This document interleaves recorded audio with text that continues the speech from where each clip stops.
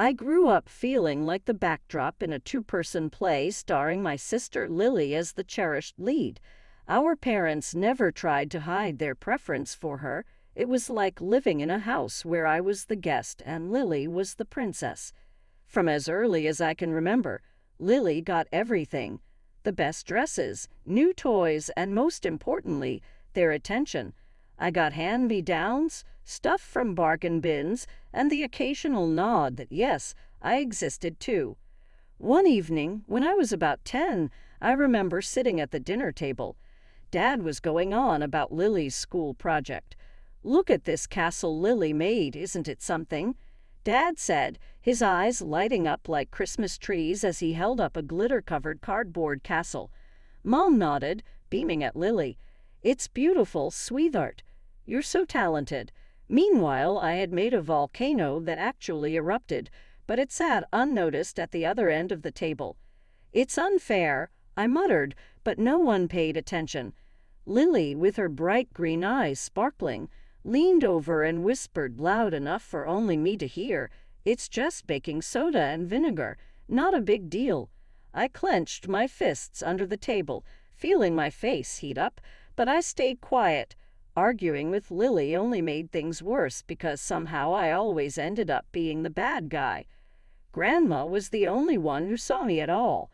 She lived with us, thank God, and she was my one ally. One day, after a particularly nasty episode where Lily had blamed me for breaking a vase I hadn't even touched, Grandma pulled me aside. "You know, Anna, your parents might not see everything, but I do. You're just as special. Never doubt that," she said, her voice firm and reassuring. "I wish they could see that too," I replied, looking down at my scuffed shoes. Grandma hugged me tightly. "I've told your dad time and again. Children should be loved equally," but it never changed. As we grew up, Lily turned into a master of manipulation. She had our parents wrapped around her finger, and anything she did wrong somehow got pinned on me. One day, I overheard her talking on the phone with a friend. "Anna is such a loser. She thinks Mom and Dad actually care about her. It's hilarious." I stormed into her room, furious. "Why do you have to be like this, Lily? What have I ever done to you?" She just smirked, her red hair like a halo of fire around her wicked grin. "Oh, Anna, don't be such a drama queen. Everyone knows I'm the good one here." I wanted to yell, to scream that she wasn't, that she was lying and cruel, but I knew better. It would just end in tears, mine instead. I walked away, my heart pounding, knowing I had to get out of this house as soon as I could. When high school ended and I got into college, I was ready to leave and never look back. But my parents refused to pay for my tuition, saying I wasn't serious enough about my future. Luckily, Grandma stepped in. She paid my fees, telling me to use this chance to build a life for myself away from the shadow of my sister. College was like stepping into another world, one where no one knew about Lily or how I was always the second choice in my family. It felt like I could finally breathe, like I was shedding an old skin that never really fit me in the first place. I met on campus was Carla, my roommate. She was from another state and didn't know a thing about me, which was refreshing. Carla had this straightforward way of talking that I wasn't used to back home. "Hey, I'm Carla. You're Anna, right? Let's make this room cool, okay?" she said as soon as I walked into our tiny dorm room, her words direct and devoid of any pretense.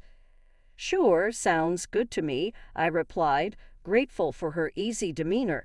In those first few weeks, Carla showed me around, introducing me to her friends and pulling me into her social circle. I was hesitant at first, unsure how to act when no one expected me to fail or fade into the background.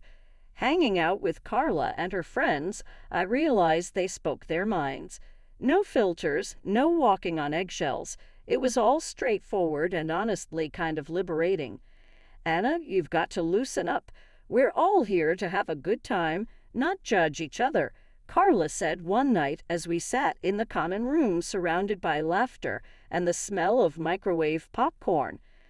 "I know, I'm just not used to this," I admitted, feeling a bit out of place, but welcome at the same time. "Well, get used to it. You're with us now," she said with a wink. As the semester went on, I started joining study groups, attending class regularly, and really throwing myself into my marketing courses. My professors noticed. "Miss Grant, your project was impressive. You have a knack for this," Professor Jacobs commented one day after class, handing back a paper I'd written with a high grade on it. "Thank you, Professor. I really enjoyed working on it," I said, feeling a pride I hadn't known before. At the end of my first year, I got a summer internship at a local marketing firm. I was over the moon. I called Grandma to tell her the news. "That's wonderful, Anna. I knew you could do it." Grandma's voice crackled over the phone, filled with genuine pride. "Thanks, Grandma. I couldn't have done it without your help," I replied, feeling a lump in my throat. "And you'll do even more. Just watch," she said, her confidence in me unshakable. By the time senior year rolled around, I was a different person. I had confidence, real friends, and a career path that excited me.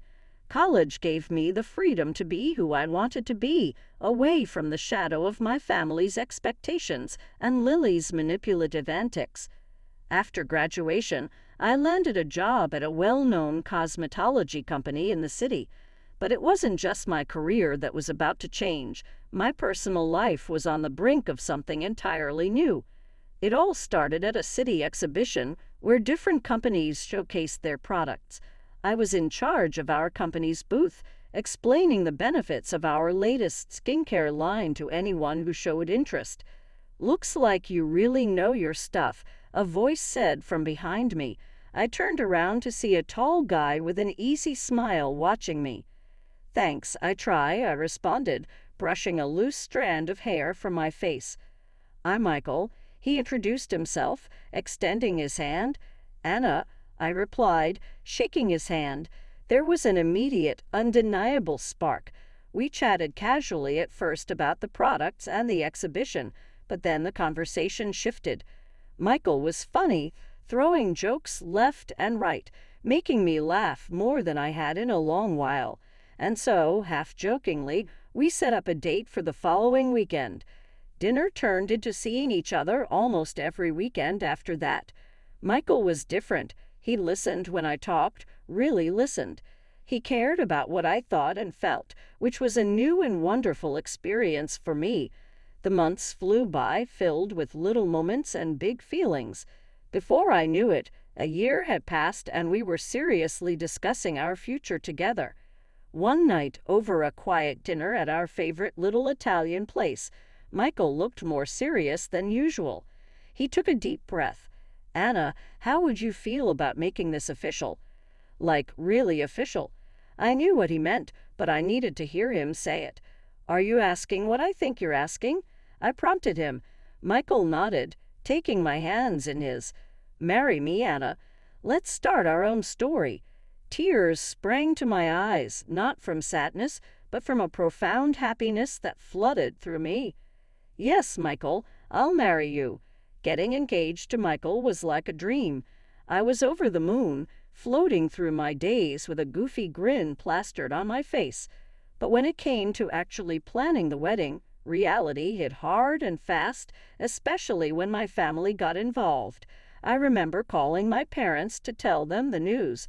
Their response was lukewarm at best. "That's nice, dear," Mom said, her voice strained, "but are you sure about this? You know how these things can be rushed." I clenched my jaw, trying to keep my cool. "Yes, Mom, I'm sure. Michael is great, and we're really happy together." "Well, if you say so," she sighed, then quickly changed the subject. The trouble really started when I went home to discuss the wedding plans. The air was thick with tension the minute I stepped into the house. Dad was the first to bring up the elephant in the room. "You know, Lily should really help with the wedding. She has such good taste," Dad suggested, casting a meaningful glance at Mom. Lily, who'd been surprisingly quiet, suddenly lit up. "Oh, absolutely. I'd love to help plan your wedding, Anna." I was suspicious. Lily and helping didn't usually go in the same sentence unless it benefited her directly. But before I could decline, Mom chimed in. It would be such a nice way to bond before the big day. And think about it, Anna, with your work schedule, do you really have the time to manage everything? Against my better judgment, I agreed. I was too busy, and maybe, just maybe, Lily had changed. How wrong I was. Weeks went by, and every time I called Lily to check on the progress, she reassured me with her sweetest voice. Everything's under control, sis. I booked the venue, and wait till you see the decorations I planned. 2 weeks before the wedding, I took a day off to see everything for myself. The venue was booked, all right, but that was about it. No caterer, no decorator, no nothing. It was a disaster waiting to happen. I called Lily, my voice shaking with anger. What the hell, Lily? You said everything was taken care of. Oh, calm down, Anna. You're always so dramatic. It's all going to be fine. She brushed me off. Fine. There's nothing done. Were you planning to ruin my wedding? There was a pause on the other end of the line. Then, in a voice dripping with faint innocence, she said, I don't know what you're talking about. Everything will be ready. Trust me. I hung up, fuming. No way I was going to let her mess this up. I called my friend Janet, who had impressive experience with event planning. Janet, I'm in a bind. Can you help me salvage my wedding? Of course, Anna. Don't worry, we'll make sure your day is perfect. What's done is done. Let's fix this. Janet responded, her voice a lifeline in the chaos. With Janet's help, we started from scratch. It was a mad dash of booking, tasting, and organizing, but slowly things started coming together. The day before the wedding, I confronted Lily again, this time in person. She just shrugged. Look, I did what I could. If that's not enough for you, then maybe you're expecting too much, Lily said, her voice cool and detached. I expected my sister to have my back. Clearly I was wrong, I replied, my voice steady despite the anger boiling inside. Despite all the setbacks, the wedding day arrived, and it was everything I had hoped for and more. The venue looked beautiful, the food was delicious, and the music set the perfect mood. As I danced with Michael, feeling like the luckiest woman in the world, I almost forgot about the chaos Lily had tried to cause. Almost. But as the evening wore on, the inevitable couldn't be avoided. It was time for the speeches, and my heart sank as Lily stepped up to the microphone, her smile a little too sweet. Hello, everyone. Lily's voice was bright, carrying over the crowd. I just want to say how happy I am for Anna and Michael. Being the maid of honor and the wedding planner was such an honor. I could feel the anger bubbling up inside me. The lies were too much. She was taking credit for everything Janet and I had scrambled to fix. My hands clenched into fists under the table, but Michael squeezed my hand, giving me a look that said, "Let it go." But then Mom took the microphone from Lily, her eyes glistening with pride. For Lily, not for me, and we need to thank Lily for saving the day. We are so proud of how you stepped up, Anna. You should be grateful to have such a wonderful sister. That was it. I couldn't hold it in any longer. Actually, I started, my voice loud enough to draw every eye in the room to me. I stood in my chair, scraping back sharply. I think there's been a misunderstanding. The room went silent, all chatter stopping as everyone waited for what I would say next. Lily didn't plan this, I said, my voice steady despite the shaking in my legs. 2 weeks before today, I found out nothing was prepared. No flowers, no caterer, not even a cake. If it wasn't for my friend Janet, who was here tonight, this day would have been a disaster. Lily stood up, her chair clattering behind her. That's not true. I did so much for this wedding, Anna. Why are you always trying to make me look bad? Why do you want this day to fail? I said, turning to face him, then the crowd. I have the emails from the vendors, messages saying they hadn't heard from anyone until I contacted them. Lily's expression faltered, then burst into tears, running from the room, the dramatic exit. Another classic move. The rest of the evening was a blur. Some guests whispered and shot me sympathetic looks, while others seemed to buy into Lily's tearful act. It hurt, but at least now some people knew the truth. As the party wound down, Michael held me close, whispering, "We're married now. That's all that matters." He was right. Despite the drama, we were together, and that was the most important thing. But as we left the venue, I couldn't help but feel the sting of my family's doubts and Lily's treachery lingering in the air. Just when I thought things couldn't get any worse, they did. My sister Lily disappeared, leaving behind nothing but her car, her purse, and a damning note that pointed the finger straight at me. The note was a masterstroke in her ongoing drama, claiming my supposed cruelty drove her to think about ending her life. The fallout was immediate and brutal. My parents, already cool towards me thanks to Lily's theatrics at the wedding, now turned ice cold. The phone call from my mom about Lily's disappearance is etched into my mind, her voice cold and accusing. "Anna, your sister is gone. She left a note and she blames you. She said you've been cruel, that you pushed her to this." Mom said, each word like a dagger. "That's ridiculous. I haven't done anything to her. You know how she is, how she twists things." I shot back, my voice shaking with a mix of anger and despair. "Enough, Anna. Your sister is missing, possibly worse, and all you can think about is defending yourself," she snapped before hanging up. The accusations didn't stop there. Relatives, friends, even neighbors seemed to have read the script Lily left behind, all casting me as the villain in her twisted story. But the worst blow came from Grandma, the one person I thought I could always count on. When I went to see her, hoping for some support, she met me with a frosty gaze, her disappointment palpable. "Anna, I can't believe you. Your sister felt so tormented she had to run away, and all you can say is that it's a lie." Grandma's voice was stern, her usual warm tone gone. "Grandma, please, you know me. I would never hurt Lily," I pleaded, feeling tears start to well up. Grandma shook her head, her expression hardening. "I thought I knew you, but Lily's no Anna.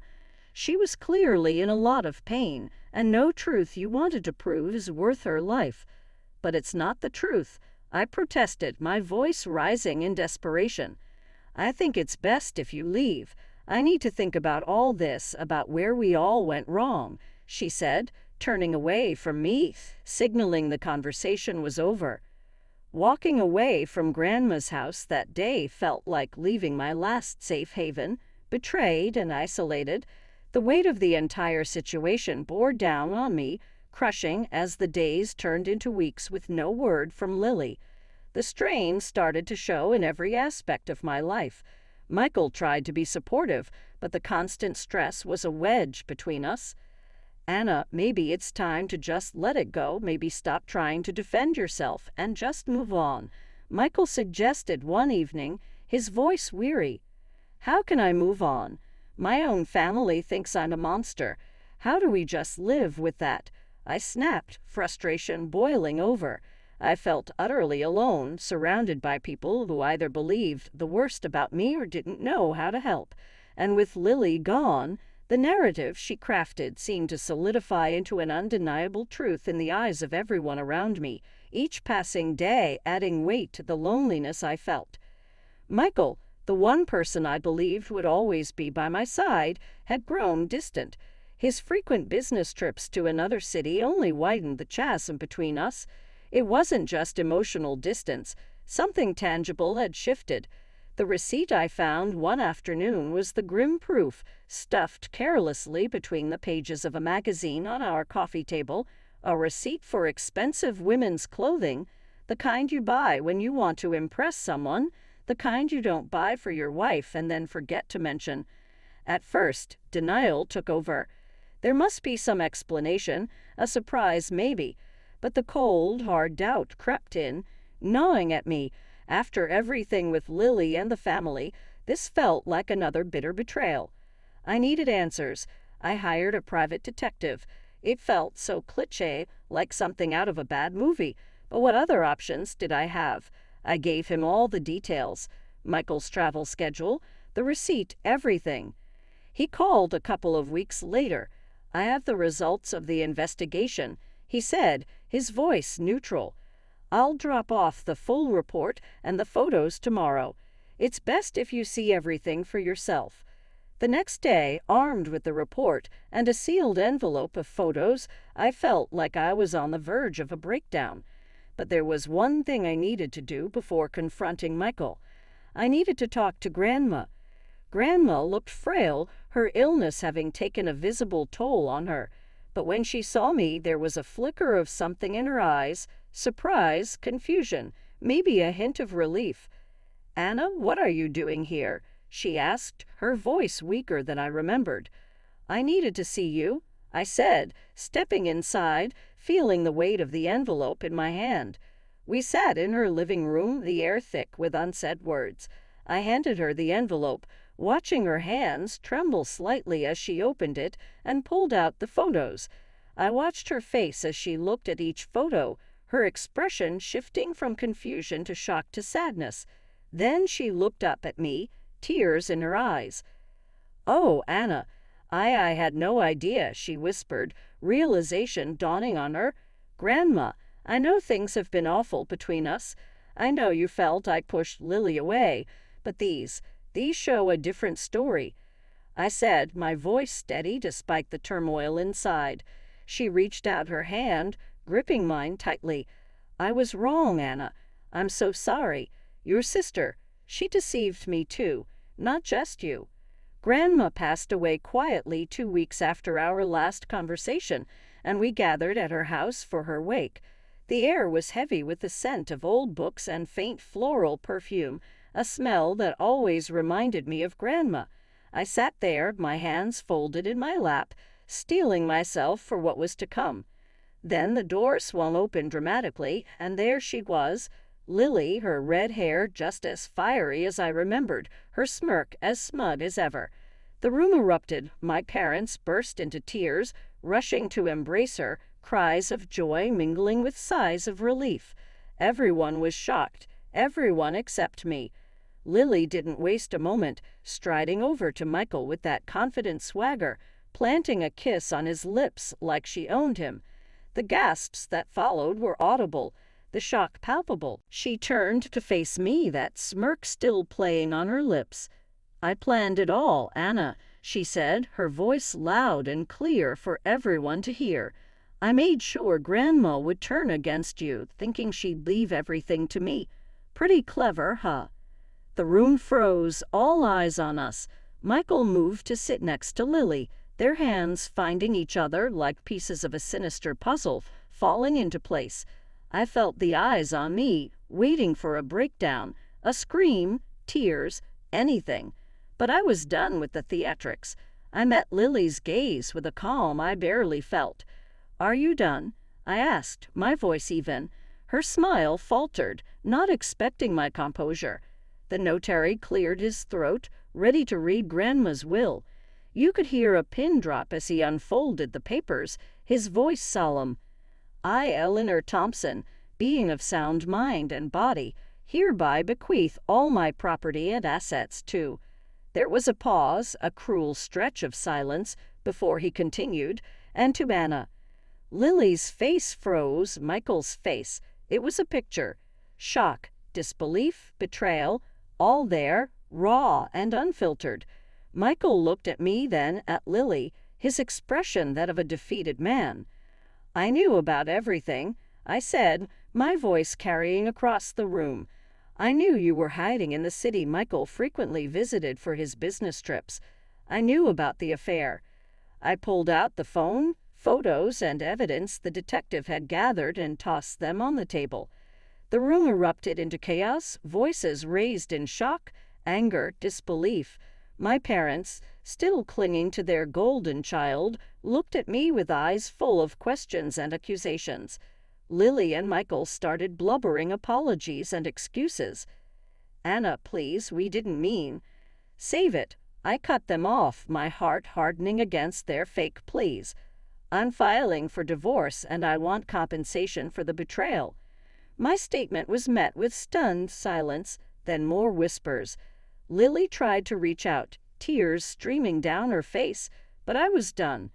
"You made your choice," I told her coldly. After the meeting, as the room cleared, I stayed back, letting the reality of everything wash over me.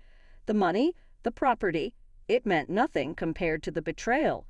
I signed the necessary papers, my signature steady, my resolve clear. Life moved on. I settled the divorce, received the compensation, and started rebuilding my life, piece by piece.